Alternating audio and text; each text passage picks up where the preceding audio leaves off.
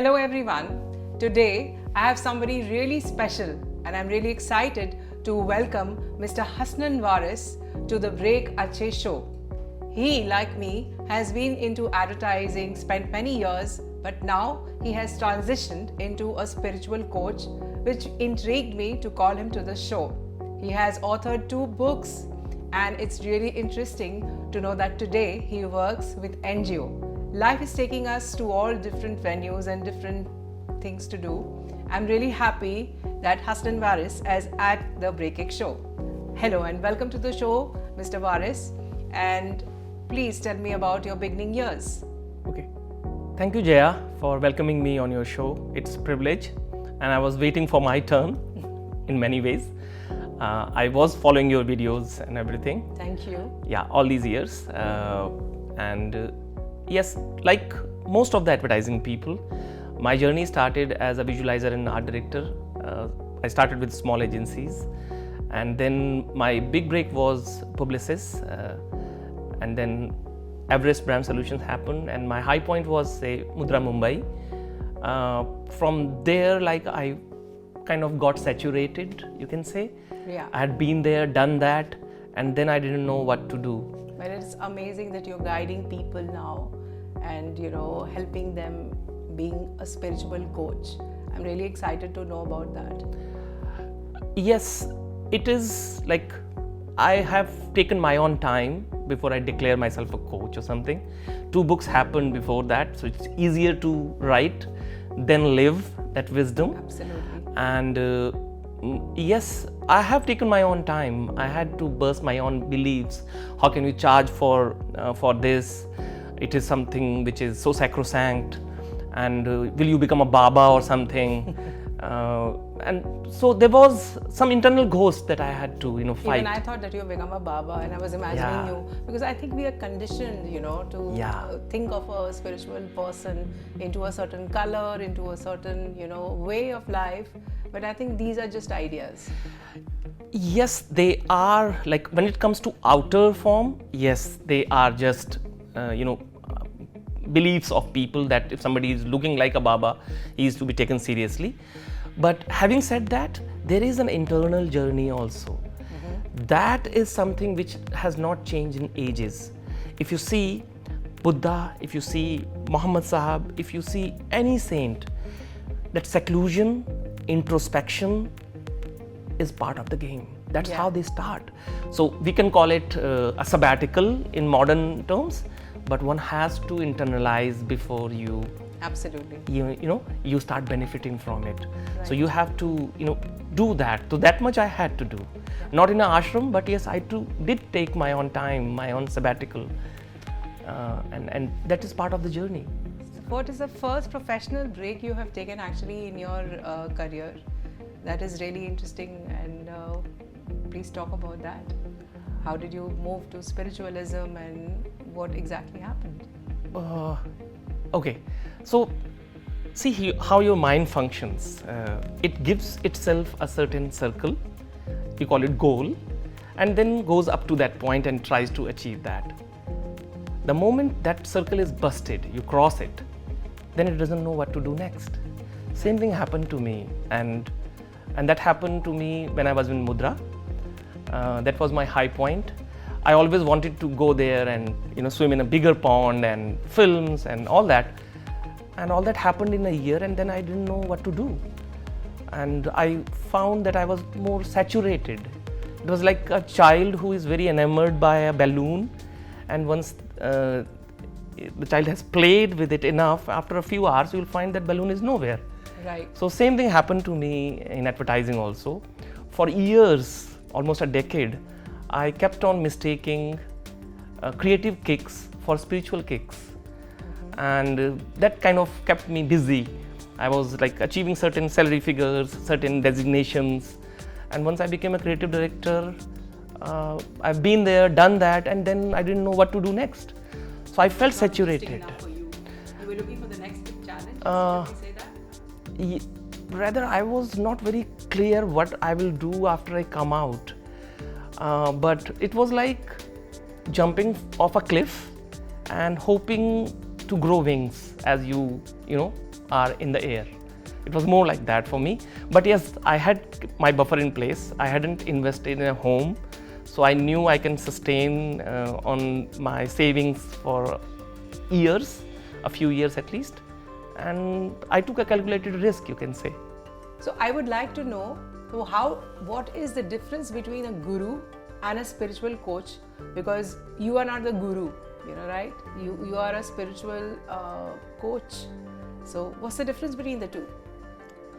Okay, to understand the difference, let me start with guru. What is the opposite or vilom of guru? It is laghu. That means someone who is smaller. So in this relationship, the guru is on a higher pedestal rather. He acts like a mentor, but he is little higher, a notch higher. In coaching, you are at par. He's more like a friend, helping you, hand-holding you, and guiding you. Right. Okay. But the relationship is very at par. So that's the difference between a coach and a guru. A guru can command, but a coach always shows you the options, and you pick and own your option. Okay. Is how a coach functions. He never gives you an answer. He helps you find your answer and own it. So how do I seek guidance from you? What is your process? So I conduct my retreats both online and offline. I conduct walks. So my space is actually learnings of Kabir, Rumi, Baba Bulle Shah, Sufi saints, you can say, all put together. So I impart their wisdom to modern seekers. Right. Yeah. So you can say that I am, using their wisdom in new language. In the new age. Yeah. So my baseline goes like, our path is path of saints, science, and common sense. Wow, nice. Yeah. Amazing. And do you have any tailor-made solutions for people? How do they come? Like you told me about, there's a 50-page or a 50-question, step to first get into this. Yeah. So we call it coachability test. That is for someone who wants to get a one-on-one coaching. So we have to see how eligible they are. There are people who may be having some trauma, they may be having some condition, and before they come to a coach, they need to seek a psychiatrist. So it is just to filter out that and know where they stand. We call it coachability test. And you took time to certify yourself from Boston? Yeah. So I'm ICF certified coach and a spiritual coach. Though I don't practice their spiritual coaching as such, because that was more about law of attraction and such basic things. Then I found that I have exposure to higher wisdom, and that is all around in India. We all know we are so rich spiritually as a nation. So yes, I found when I was putting my modality together, you can call that my modality is about ego work.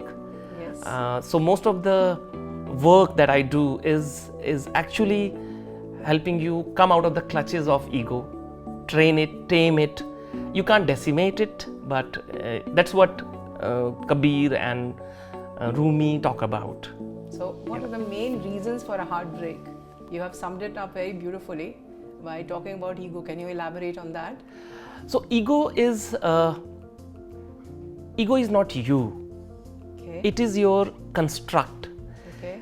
It is your facade, your mask. However beautiful it is, but it is fake. So the moment you break it away, people respond very differently. They don't know how to, exist without that. We are that conditioned. We are that influenced from outside that we try to be socially correct while being or living a spiritually incorrect life. Right. So spirituality is about being real, not be. It is game of integrity, not etiquettes. The society expects you to have etiquettes, socially approved behavior. Whether you are being real or fake, they don't care. Right. So spirituality is about caring for real you and respecting your uniqueness. Amazing. Yeah. Okay. And tell me something about what is that today which is missing in the society. How do you guide all these youngsters? What do you have to tell them? I find youngsters less belief driven. So most of the youngsters I am dealing with are almost atheists.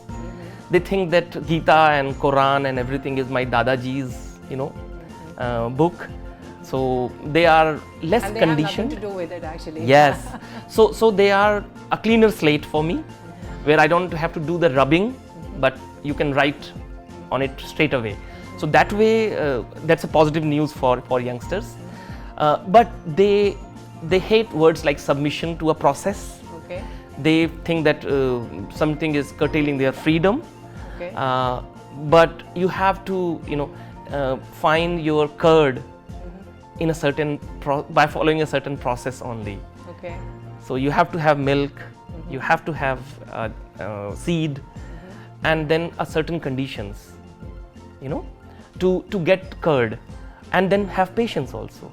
Yeah, of course. You cannot put the seed and then you can drink it like a milk, because it will take another 8 hours to become a curd. So spirituality is about training you for that patience also. That is half the journey. Patience is half the journey when it comes to spiritual growth. And it's important It is important. It's paramount. to believe something. You were talking about also the invisible eye which we have, what we see from our eyes and what we feel from within. I would like that you explain that to me again. Okay. So With the story which you had told me that time. I cannot recollect the story right now, When but you had gone for an interview and you asked me that how did you know from your consciousness that, Okay. yeah, okay. So if you see that, when we meet people. yeah. So what happens when you meet someone and they are lying? So their thoughts, their intent, and their words are not aligned. Okay. So they may exaggerate, they may hide something, and all that shows in that misalignment, and you can figure out that the person is lying. Okay. Yes. Even if he's making very loud claims, but even that loudness is fake. That's from the invisible eyes. Yes. So that is your insight beyond your sight that you can see. So you can hear things through your intuitive wisdom also, not only ears. And that's where you can catch that the person is not aligned, therefore lying. Yeah, and that's really important when you go on a spiritual journey or you generally believe in something. I do believe that there is power in this world. Yeah. There is a superpower, whether you call it God or whether you follow it through religion, or do something else. But there is a superpower which basically connects some worlds. I wouldn't know that, but yeah. What is your take on heartbreak? Heartbreak is breaking out of your comfort zone, Okay. and that's where growth lies. Yeah. So if you feel that breaking out of the cocoon is a challenge for the pupa, it will never become a butterfly. Okay. It is part of the game. Amazing. It is part of the game. Thank you. It was great having you at the show. We come to the end of the Breakache show. Thank you, Hasnain Waris. I wish you all the best. Do really well and guide more people. I think this is something really good that you're doing. And the whole purpose is that you reach out to more people. And please, meet Mr. Hasnain Waris. He's a great guy and he will guide you to your spiritual journey in the most amazing way. And I know him for many years. He's a thorough gentleman. Thank you.